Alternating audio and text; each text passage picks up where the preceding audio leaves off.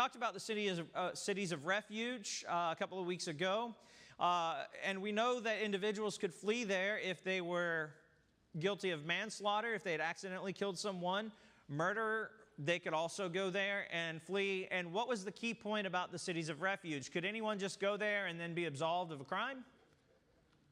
What happened in the city of refuge? They would be judged, yes. The judges of that city had to hear the case for the individual fleeing to them. Now, what was the point of fleeing to the city of refuge? To try to avoid being attacked by the relative of whoever he'd slain. Yes, to get away from the kinsman redeemer who had the responsibility in the family to go after someone who was murdered or killed. So it was an escape plan to get there so that a case could be heard fairly and that individual didn't get killed for really no fault of his own. So it was a way that God had set up, maybe this way to mediate between a kinsman redeemer and someone who had died accidentally. Now, what was the ultimate result of the person fleeing? There were two outcomes when they got to the cities of refuge. They would either die or they would be allowed to have amnesty. Yes, they would be absolved of the crime if it was an accident. They would not have to face the wrath of the kinsman redeemer, or if the judges of the city determined that it was murder, premeditated, they would be stoned. Okay, so again, if you wanted to get away from the kinsman redeemer, you had to go to a city of refuge, and that case had to be heard. Yes, sir. Wasn't it true that if they left the city, even after they were found innocent, that the kinsman redeemer had the right to get? Yes, I believe that is the case. There was an expectation that they dwelt in that city of refuge for the rest of their life indefinitely. Now, after the case was heard, I don't know how much leniency was granted those individuals, but again, that was the concern for the person running there is safety, preservation of life. So again, they offered sanctuary from the avenger of blood. Yes, sir. Okay, in the city of refuge, they had amnesty and lived in the city up until the death of the high priest. And then at the death of the high priest, they could leave and go back to their home land. Yes, I knew there was a catch. It's been 2 weeks since I've actually looked over all that. You are right. So the death of the high priest brought in amnesty for that person indefinitely, and they could return to their proper homes and their lands. In Samuel chapter 3, we have an example of Joab killing the man who killed his brother by accident, and how he had killed him. He got him to come out of the city thinking that he was not going to be an avenger of the death of his brother. Yep. And it went ill for him, didn't it? Yes, it was ill for him. So again, there's no sanctuary for premeditated murder. If you're a murderer and you flee to a city of refuge thinking that you're going to be able to game the system, not true. That case has to be heard by the elders there, the judges who are functioning in that capacity, and then the murderer was executed. So moving landmarks and boundary stones was also a forbidden part of this. I don't know exactly why it's put in this section, but it is a deprivation of someone's livelihood, which ultimately can result in their death, right? So through poverty and what have you. So it would fall along those lines of depriving a neighbor in that way. Sanctity of life, the witnesses. Israelite courts required at least 2 witnesses. A false witness was punished with the same punishment he sought for another. Why is this important? What does this hope to preclude? False testimony. Yeah. People wanting to indict someone else, okay, and lying about what they'd done in order to accomplish the death penalty. So this is lawfare, right? And bringing about that punishment on one of their enemies. So if it's found out that this person is lying, then what happens? The punishment that they sought for the other one is returned to the false witness. So the goal is you better be telling the truth if you're accusing someone else of wrongdoing. And if it's found out that you're lying, you get the punishment that you sought for that other person. Now, that is definitely a deterrent. Yes, sir, Matt? In modern day, that would be perjury, correct? Yes, perjury is lying under oath, bearing false witness, absolutely. And unfortunately, they don't get the same punishment for perjury that they're seeking for another in our society today. But again, that's the same principle. It's interesting, by the time of Christ, how this had degraded by the time of his trial. That you had supposedly holy people getting others to lie. Yeah, so at his mock kangaroo court trial, how many people lied about Jesus? Several there were bearing false testimony against him, but none of their stories could be corroborated, or at least married to line up. And so what did the Sanhedrin do? All right, you're fine, go. Right? I mean, we don't have any record of them being punished for the lies that they told concerning Christ. So this seems to be, at this point, that is the gospel point, where in the life of Christ, individuals could get together and collaborate to bring charges against someone else, but they didn't even do a very good job of collaboration in the case of Christ. So, yes, sir. Do you have a comment, Craig? Okay. So no perjurer was to be shown clemency even in the event the death penalty was involved.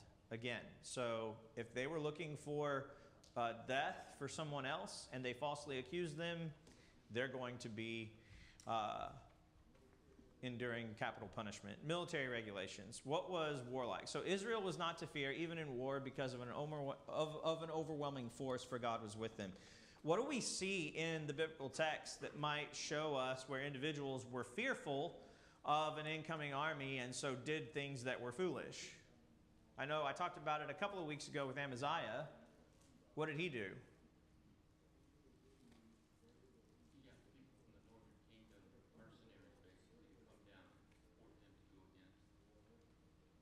Yeah, so Judah had a beef with Edom and was going to fight the Edomites, and to supplement their force, what did they do? They hired mercenaries.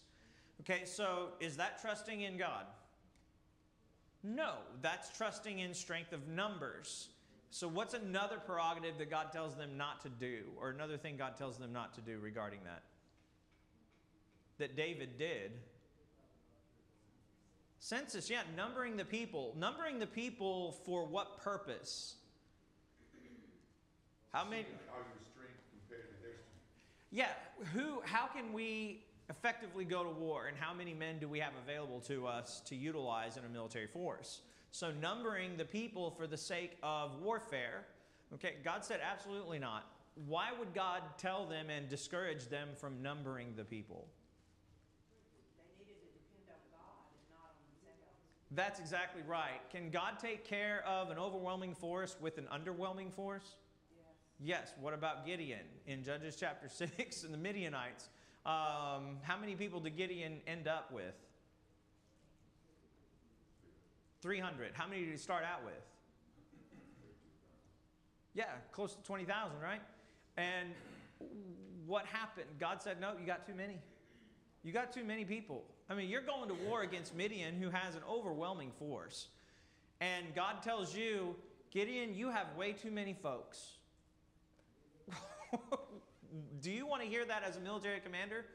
No, we want number superiority. So again, they weren't to fear even in war because God was their protector. And if they trusted in God, He would deliver them. Did they have a history of God delivering them? Yes, okay? In every instance of the Exodus, God took care of them. 40 years in the wilderness wandering, who took care of them? God did. So there is a precedent for God taking care of His people, and He wants that to continue while they remain in the land and not to fear those people that are around them.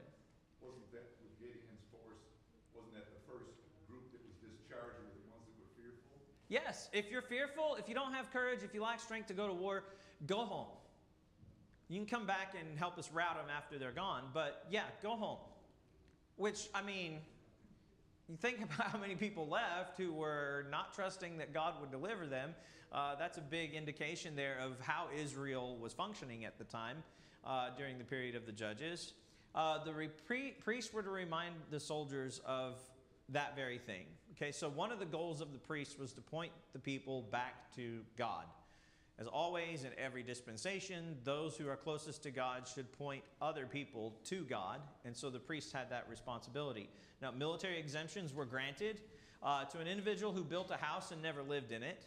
All right, so if you just finished your home, and now, hey, conscriptions come, and everybody's got to go to war, I get exempted because I just put the final nail in my home, and I get to live in it. Okay, so again, there's a privilege there that is granted. One who is betrothed but never married.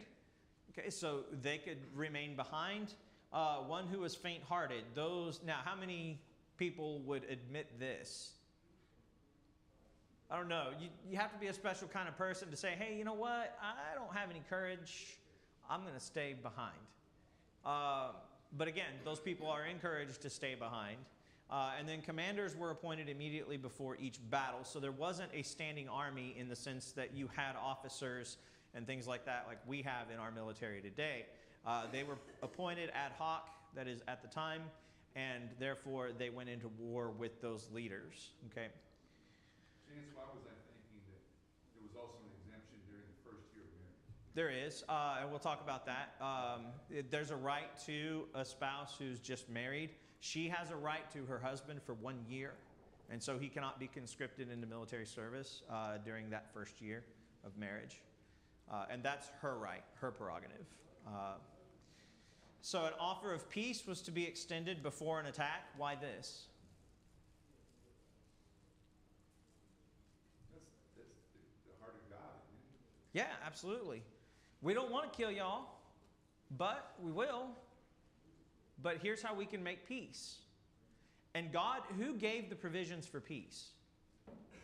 Were there individuals that did not, and that God said, do not offer any quarter? One comes to mind, Amalek, right? When Saul was supposed to go kill Amalek and the Amalekites, what did he say when he met Samuel? I've obeyed the voice of the Lord. And Samuel's response is, what then is this bleating the sheep, blowing of the oxen that I hear in my ears? And Saul immediately blames the people. Well, the people who were with me wanted to keep these things alive and offer them to God. Well, did God want them? No. So there was no peace extended to Amalek, and there was no intention of God extending peace to them. What about the Canaanites that dwelt in the land? Did God extend them an olive branch when Israel came in? No. What did he tell Israel to do? Why, yeah, the olive branch had been extended throughout their national existence by God, and they refused to heed it, and therefore it was the end of an era. And so God's people came in and wiped out the land. So when we're talking about an extension or an offer of peace, this is after the conquest of the land and new enemies that arise, okay, that Israel will be going to war with. Inhabitants who surrendered were to be put to forced labor. Okay, so again, when they go in and they conquer a territory, a group of people who are foreigners there, they're to be put to forced labor. Does that happen in the biblical text that we see? I can't think of an instance, at least off the top of my head, where it does. But that's God's expectation for those that are conquered in war.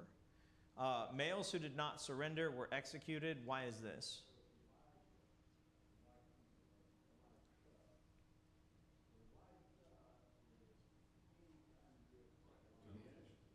What's that? It might cause an uprising. Yeah, because they're going to continue to foment resentment and obstinance and warfare against their capturing power. All right, so again, this is standard practice, by the way, of armies in this time. If you have people that are resisting, you execute them. If they will not submit and be put to forced labor, you execute them, okay? Because they're going to be the ones that are going to cause more problems for you later. Women, children, and livestock were taken as spoils of war. And Canaanite cities were to be utterly destroyed and every living thing put to death. Now, this is, again, different than warfare with another group outside of Israel that they're going to war with. Why is it different with the Canaanites again? Because they were evil, they didn't have anything to do with God, or they were evil and reached this height. Yes, that's exactly right. What did the animals do, though? I mean, certainly they're good, right? When the animals talk to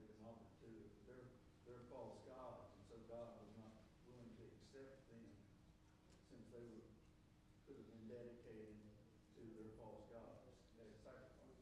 So certainly an element of paganism might be involved in that, absolutely. But again, ownership, right? Just by virtue of the enemies of God owning these things, they were to be completely dedicated to God in this destruction.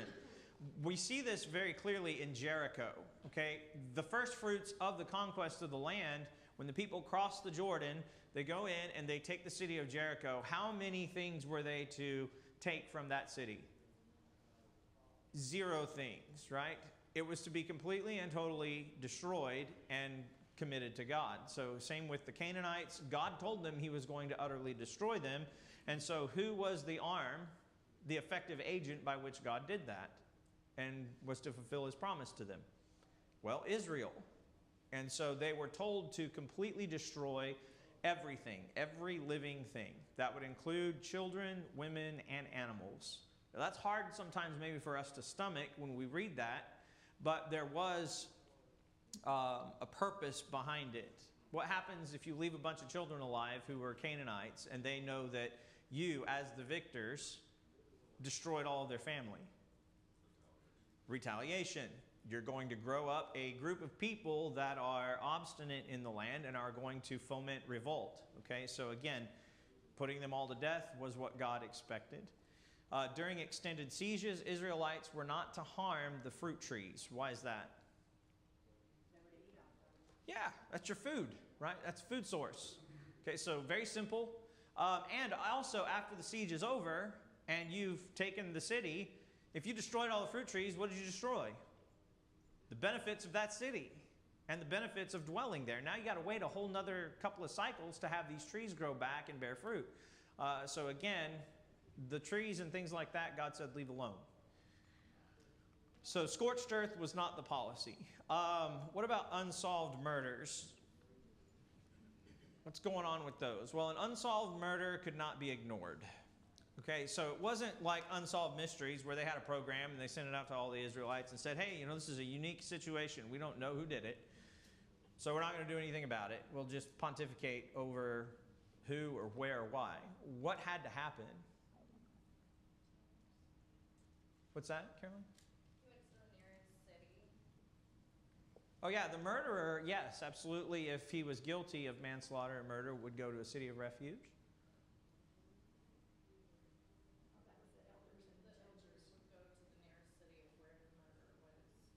Yes, that's exactly right. And they would see if they could divine who did it. If they couldn't figure out who did it, then what had to be done? Yeah, there was a purification ceremony that had to happen. Why? Because something had to pay for the lifeblood. Yes, that's exactly right.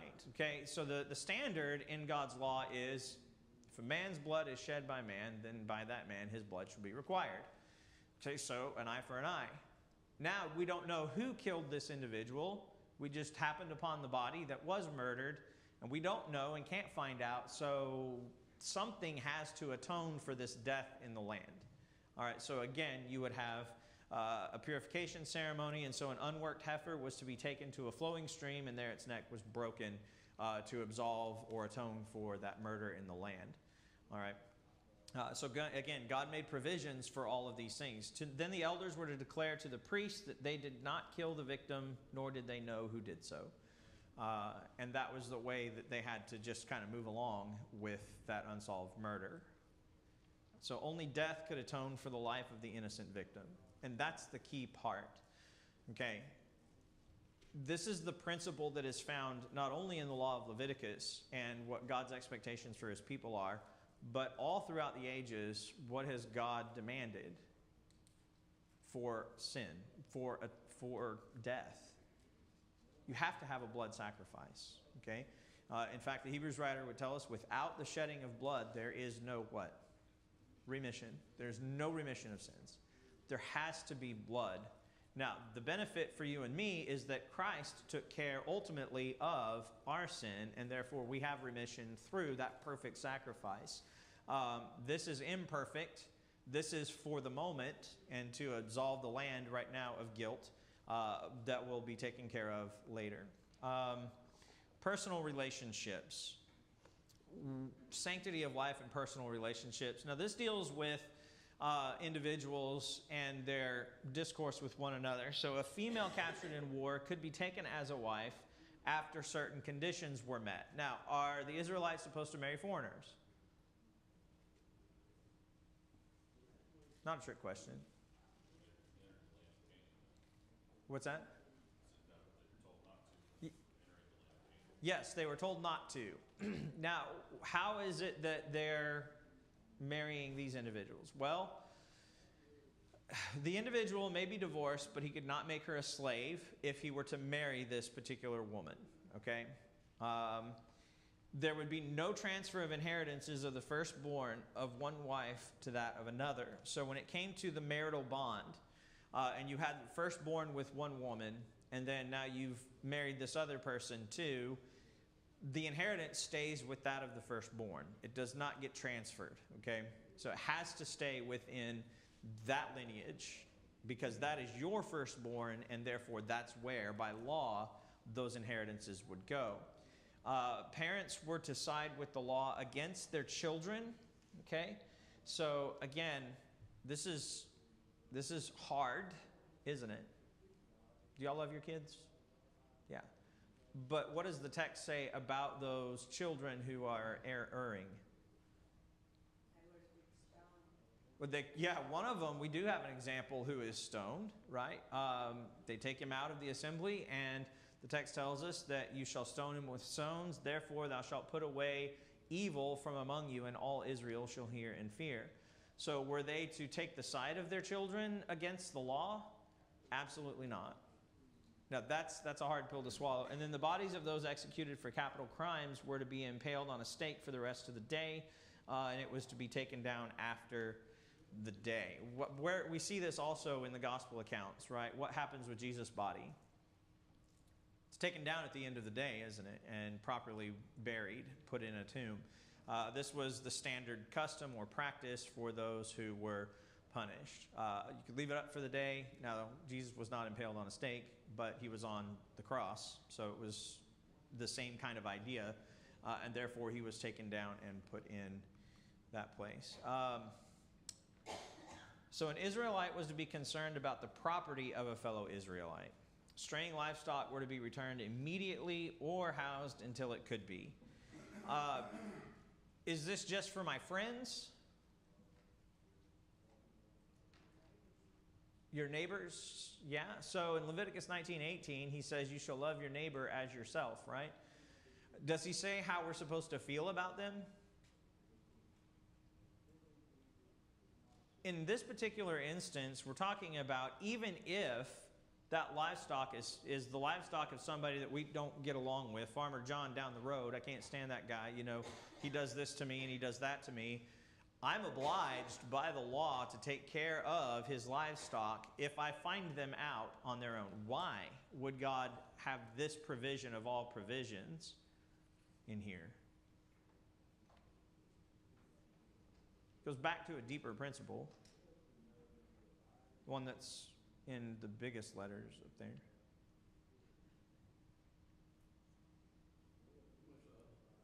Principle is love your neighbor as yourself.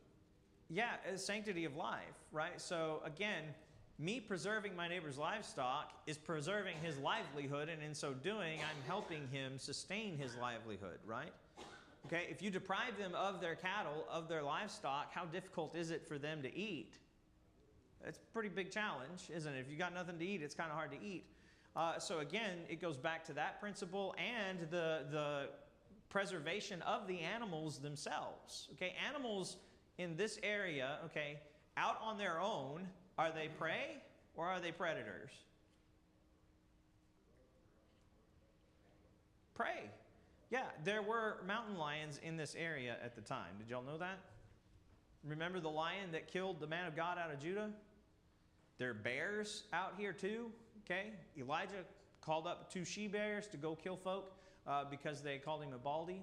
So you've got predators in this area. And so the goal is to not only preserve the life of your neighbor in helping him maintain his livestock, but to preserve the life of the livestock itself so they can be utilized in service to God. A neighbor's distressed animal was to be helped immediately. Again, more about the life of those things that are living. So now we get a weird one right here. Transvestism did not respect the distinction between the sexes. So as we're moving through this discussion in personal relations, we get all of a sudden this one thrown in. But look at the other ones that are also here. A nesting mother bird was not to be taken along with her young or eggs. And a parapet was to be constructed around the flat of a roof to prevent accidents. It seems kind of like an interesting list. What do you make of it?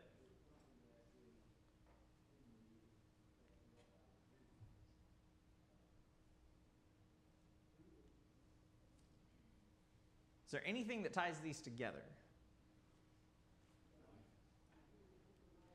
Life, keeping, not eating the young of the bird and trying to protect people. They be harmful to all else. Yeah, so what happens when you obscure the differences between the sexes? Is that proper conduct of life? No, not at all. Same thing with the nesting mother. She was not to be taken because she was the agent by which those eggs were brought in. So again, you have the preservation of life there. And then a parapet to be constructed around the flat of a roof to prevent accidents. Again, preservation of life over against accidents that may occur or someone being charged for not having or taking the proper course of action to preserve life. So again, the text here regarding an individual wearing clothing, you have two very distinct words. I don't propose to get into the bulk of that, but it is an interesting element to the text because this was definitely a practice that was accomplished by the pagans. They would devote themselves to temple prostitution, to the pagan gods. So there's an element of idolatry involved in that. It's a unique statement that is very intriguing. What we make of it, I think the principle is standing. Don't present yourself as something that you're not, right? So, what is the cloak of a man versus what's going on with a woman wearing men's clothes? Some have argued that it's armor. Some have argued that it's the full getup, and the guy can wear just the cloak, and he's not allowed to wear the cloak. Anyway, when you read about this passage, it's very, very convoluted. But the principle remains the same. Okay, so again, presenting oneself as if you are something other than. And so again, perverting God's standard and expectation for what he expects, right? Because if you do this, does that promote life? No, it doesn't. So there is a sanctity of life here element. Any thoughts on this list? Because it is one of the unique and random ones in here. Seems random. Okay, excellent.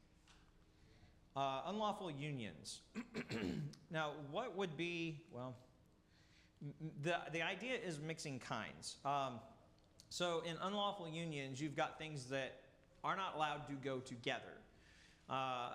And this is not just in a relationship type setting. This is in their practice, in their daily conduct. So the seventh commandment is you shall not commit adultery.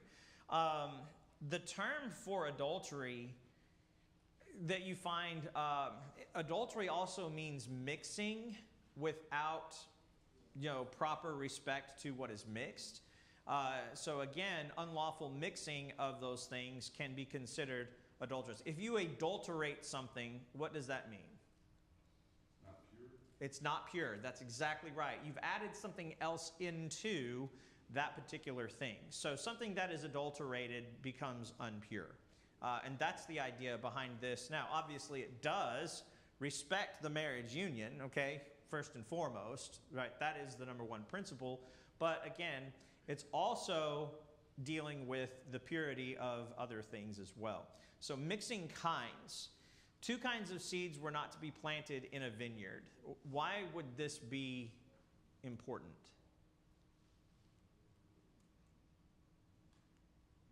What do you get when you plant 2 different kinds of seeds? If you plant banana peppers next to jalapenos, what do you end up with? Yeah, cross-pollinating peppers. And are your banana peppers now regular banana peppers? No, they're scorching hot. I know, we did this accidentally in Idaho when we were growing up. And my mom and dad, we had planted a bunch of jalapenos, and then on the other side, we planted a bunch of banana peppers. And so my parents told my brother to go make them an omelet and get some of those fresh banana peppers. So he diced them up, threw them in, but those things were hot. Are banana peppers supposed to be hot? No, that's the joy of a banana pepper. It's not hot. And so you get cross-pollination, right? And then you get a kind of a perversion of, or a hybrid of, the thing that you were wanting. So again, God is preserving the purity of those things that he gave to mankind. Don't mix the different seeds in the vineyard. Why do you not hook an ox and a donkey together when they're doing work? They don't move the same. Do they have the same amount of strength? No. So who's going to get the worst of this? The donkey or the ox? The ox is going to be trying to probably pull more of the work, right? And so it's not fair to those individuals that you've yoked together, okay? Don't mix them. Have two oxen, okay? Because they'll both give you the same output, generally speaking. Or if you're going to use donkeys, use two donkeys to do the work with. But don't mix them, okay? And again, it's part of that purification, keeping things pure in their lives. Clothes in which two types of cloth have been woven together were to be avoided. How many of you are wearing a blend today? Well, luckily we're Gentiles, all right? And this does not apply to us. But again, what was the purpose in the land? Now, some of them tied it back to pagan religion, but I think that's a stretch. Again, it's a very fundamental principle. Keep the linens, keep the cloths pure. Make them just one type of cloth, okay? Again, that purity element in God's people. You see this all throughout every aspect of their lives. All right? Now, does that mean that we can't wear blended materials today? Why not? But it says so right there. There you go. We're no longer under the old covenant. So again, that's certainly important. Blotting out the handwriting of ordinances which is against us, which was contrary to us, and took it out of the way, nailing it to his cross. Okay, so again, the old law has been done away with in this respect. All right, Not so necessarily its principles. Its principles are still intact. yes, The principle of being holy, the principle of being what you purport to be. yes, absolutely. So not mixing ourselves with what would be our injunction today, the world, right? And keeping ourselves pure and unspotted from the world. That's James chapter 5, right? Pure religion and defiled before God and the Father is this, right? To visit the fatherless and the widows in their affliction, and to keep oneself unspotted from the world. Again, not to have the world living in us. We also see this in 1 Corinthians 6, wherefore come ye out from among them and be separate, saith the Lord, and touch not the unclean thing, and I will receive you. So again, the principles remain. The particulars have been done away with. Okay, so again, in our society today, we are expected to maintain purity. But how? Well, through moral character and conduct, right? So these external things that you see Israel doing was different from the land around them. And so that's why he tells them. Now, there are sexual violations as well, and 4 categories of those violations are addressed. Premarital promiscuity. Now, what's the problem with this?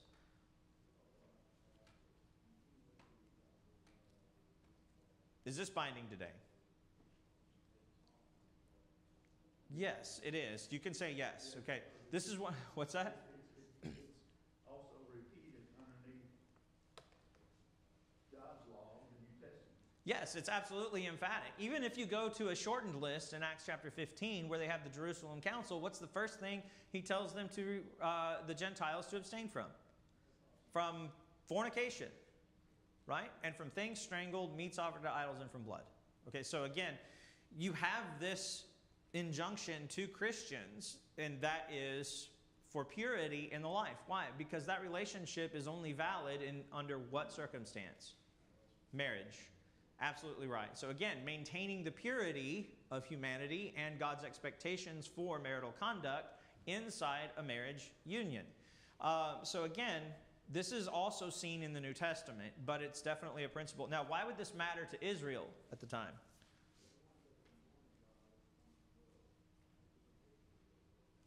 Isn't the relationship between a husband and wife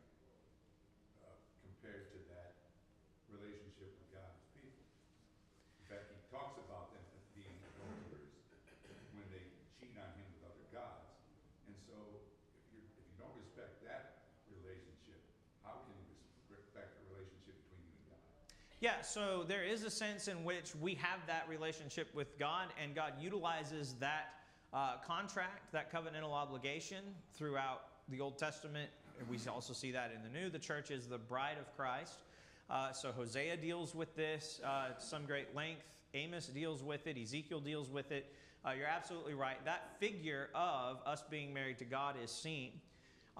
What does, I think maybe more in a practical sense, what problems does premarital promiscuity cause in Israel? What happens if the person gets pregnant? Yes, ma'am, Samantha. I was going to say, if there's a child out of it, then inheritances. That's exactly right. You mess up the inheritances and the expectations if it's out of wedlock, right? Now, they're called illegitimate children. We see this term used, by the way, in Hebrews.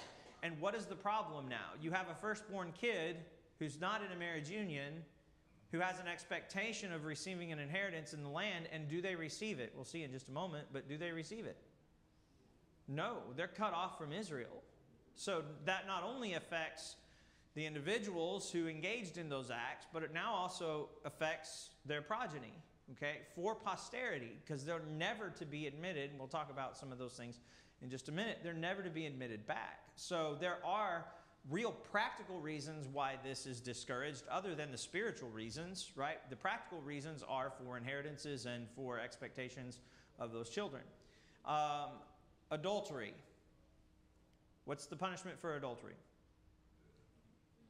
Death. How many? Who gets killed? Do you see a problem with maybe the context in John chapter 8, or 7:53 through 11 there? What's the problem? The man's missing. Yeah, the guy is suspiciously absent from that setting. Okay? And they bring her. And notice what they say when they tell Jesus this. We caught her in the act.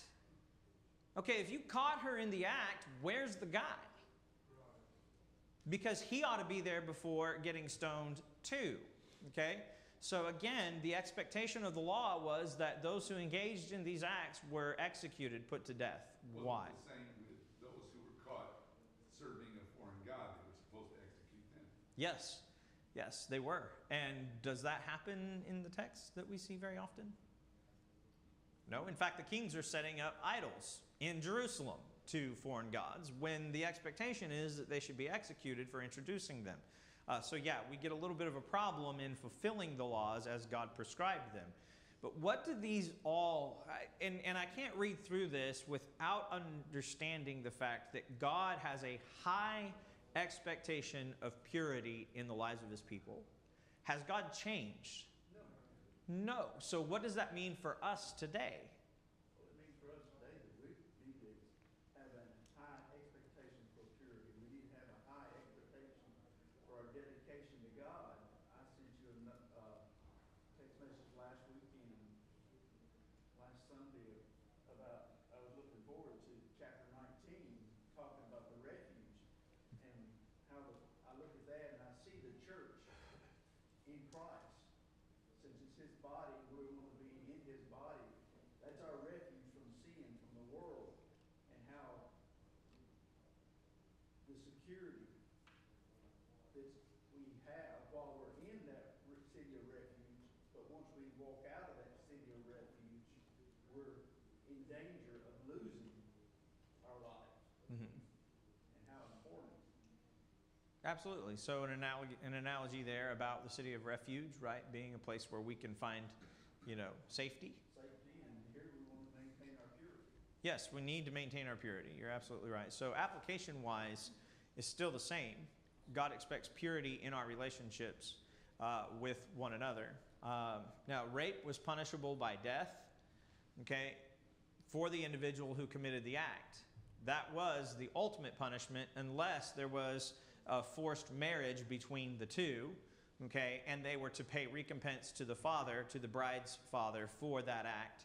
And with a rape, they were never to divorce that person, okay? So again, you seized her, she's yours, okay, if he was willing. Otherwise, if that was not the case, he would be executed. So again, there are provisions there in some of these instances, but generally the punishment for this was death, all right? And then promiscuity between a man and stepmother was also looked upon as an ill-favored thing. By the way, do we see this anywhere else in the biblical text? Yeah, 1 Corinthians chapter 5. Yeah, so 1 Corinthians chapter 5, it's believed to be the man who is having relations with his stepmother, and this is an abominable practice, okay, and it's condemned outright. So again, those are the things that were unlawful in their unions. Admission to the assembly. Was every person who was born in Israel part of the assembly of God? That is part of the Israelite nation? Not the leper, not the eunuch. Yeah, so Leviticus gives us a list of a lot of people who are not to be put in. A lot of them are those that are born deformed and maimed. Those individuals could not function. They could stay outside the tabernacle, outside the court of the Gentiles, but they couldn't participate in a lot of those things. If they were a priest, they could not officiate at all. They were put out of the priestly work. So there was an expectation for God having all things before him be pure and undefiled. So 4 categories of people are to be excluded from the assembly. This is actively excluded from the assembly. A man who had been emasculated. So why is it so significant that Daniel and his 3 compatriots who are taken into Babylonian captivity are eunuchs? What does that do for that? What does the knowledge just of that mean for them? They can be trusted with the harem.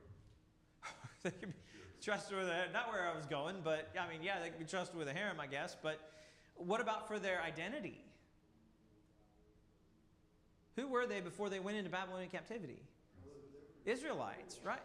I mean, and their whole nation and their heritage was part of the assembly of God. Now, having this happen to them, what does that in effect do?